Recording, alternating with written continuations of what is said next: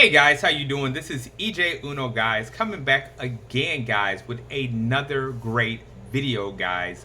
I will be talking about what is more important to you when it comes to a smartphone. And I mean whether it's iPhone, it's a Google phone, it's a Samsung, basically an Android phone.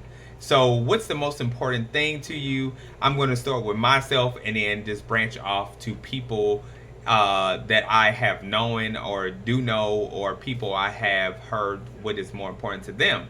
So we're going to go down a category, and the first category is going to be memory. It's going to be storage. It's going to be camera, and it will be, let's see, a good one, size of the phone. Okay, so that's just going to be some of it. Okay, so there you go. So let's I'm just gonna jump around just because I said it, and now I'm just kind of like, which one did I say first? But anyway, we're gonna jump around.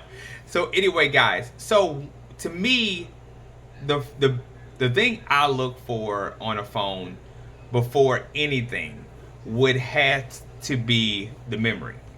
I need memory because I just believe. Now I have had lots of phones. Uh, so many phones I can't even tell you. But the most important thing that I literally wanted was memory. When phones first came out and they started out with the 32 storage, that just wasn't enough. It was like 32 was like a low grade, and then you can get 64, which was the best. So I wanted 64. I always wanted whichever one was the highest, because you get a phone and people don't understand. Memory can take like, not memory, but storage is very good to have, because if you don't have a lot of storage, the things that you do with your phone can take up all your storage, and then that leads into a problem. If you use up all of your storage, your phone starts going slow, your apps start acting funny, you start experiencing lagging, you start experiencing a lot of problem without a lot of storage, and people don't understand that. So that's why when I come across with people who have iPhones, and everybody knows iPhone don't use SD, so it's no way to expand the storage. So when their phone starts get into the capacity of reaching whatever the internal memory is, whether it's 64, 128, 256, and if you have 512, I don't know what to tell you after that. But let's just start off with 64. So if you use so much memory, and let's say you have 64 gigabytes of memory, and you use about 55 of the storage, your phone starts slowing up. It starts taking a toll on the phone. It starts really giving you warning that you have. It's like literally a balloon ready to burst. And it's like you got to keep squeezing out, you got to keep deleting things, and that's releasing the air, which giving it room to move, room to pick. Because at that point, your phone starts moving slow just because of the capacity of the memory, which it doesn't have. So a lot of people just don't understand the logic of like, when I be trying to like tell them, is that storage is a very important thing. Moving on from that, memory is an important thing. Now, you can have a lot of storage and you can have less memory. You can have 512 gigabytes of memory, and you can have about 6 gigabytes of RAM, which is memory. And you can use that so fast, because if the memory is small and the storage is big, it's like mixing oil with water. It doesn't go together, because it's like the brain is trying to function with what it can work with. It's like it's like, basically, I know a perfect way to say this. It's like having a one-man show. It's like you got one man and you got a whole lot of people to direct around. But if you got more memory, as saying if you had 12 gigabytes of RAM and 256 gigabyte of storage, then you got a lot of people to help out with the crew, the big crew you have. So it's basically like that. So memory is another big thing that I look for too. So it's like, if I'm looking for 256, I'm looking for 12 gigabytes of RAM. If stuff like that. Another thing people look for is camera. Camera is a big thing because everybody loves to take pictures. Everybody, and, you know, we all used to have the camera that we used to take to Walmart, and their phones have advanced. First, it used to be Apple had the best cameras of all. Now it's Samsung. People didn't know this. Xiaomi. I used to take pictures with Xiaomi, and everybody used to be so impressed when I used to buy Xiaomi phones and take pictures. Everybody thought it was just it was amazing because Xiaomi took pictures and they look beautiful. When I tell you, if you haven't ever had a Xiaomi phone, get one. Take a picture with a Xiaomi phone. I'm trying to tell you, it looks. It may not point out all the details and specifications of a picture, but it gives you that feeling of like, man, that picture looks really nice. So Xiaomi phones, in my case, the ones I have had have took some great pictures. Let me see. So cameras, so that's a good thing. Now I know people can say, oh man, like, you know, if somebody had a 108 megapixel camera, or like Samsung has a 200 megapixel camera. I mean, tell you the truth, I don't see the difference between a 108 megapixel camera and 208 megapixel camera. Because literally, tell you the truth, I mean, unless you're doing some massive zooming, like literally, you won't tell the difference. Let me see. Okay, a style of a phone.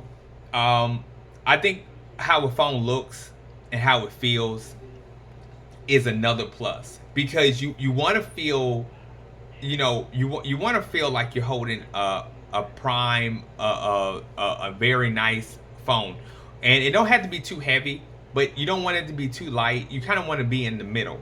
You know what I'm saying? And a lot of people get that mistaken when they get a phone and it's like built of glass. Like I tell people, iPhones. Some of the iPhones used to be, I think it was like the iPhone 4 or something like that, used to be built of all glass. And you know, so when it dropped, it shattered. People thought it was just so nice, like, man, I had something, you know, high class phone. No, you just had glass in your hand. That's literally all you had. And they did that with some Android phones too. You just had all glass. Glass does not make it, you know, durable. You know what I'm saying? It just makes it look a little bit shiny. It's like literally spraying Windex on your window or your car when you have to get done clean it and you like that shine. That's literally all you're getting. It does not make the phone be better than the rest. It really doesn't. So when it comes to like the feel or look of a phone, it's particular. Like the Motorola, I want to say one I just got recently. It's the Motorola 30 Fusion. Very nice phone. It doesn't feel too heavy. It don't feel too light, and the phone looks beautiful. I mean, it looks very, very nice. Let me see. What did I say? Oh, okay. Another phone that's beautiful is a Samsung. In my case, the Samsung Note 20 Ultra. I love the camera bump, and I love how that phone looks. It looks very nice, and the Motorola Fusion is not too far from that camera thing. So if you look up those two, a Note 20 Ultra and a Motorola 30 Fusion, you can tell it's not too much of a difference, and you can tell they both were going in the same on the same length as this of what I'm trying to say. Another thing I want to say, okay, specifications. Okay, so I love to know when a phone has a good capacity of refresh rate, and refresh rate is how the phone moves. But it just doesn't move just because it has a high refresh rate. You definitely have to have a good processor along with a high refresh rate. Like Motorola, for instance, Motorola has one of the highest refresh rates out of any phone I have came to know. They the newest phone, the Motorola Edge 2023, has a refresh rate of 165 refresh rate. Below that, their Motorola phones, some of them have a refresh rate of 144. I have still not to this day saw Samsung nor Apple reach a capacity of a refresh rate like that. I think the highest I have saw them go, it was 120. Now, like I said, you got to have a good processor to go along with it.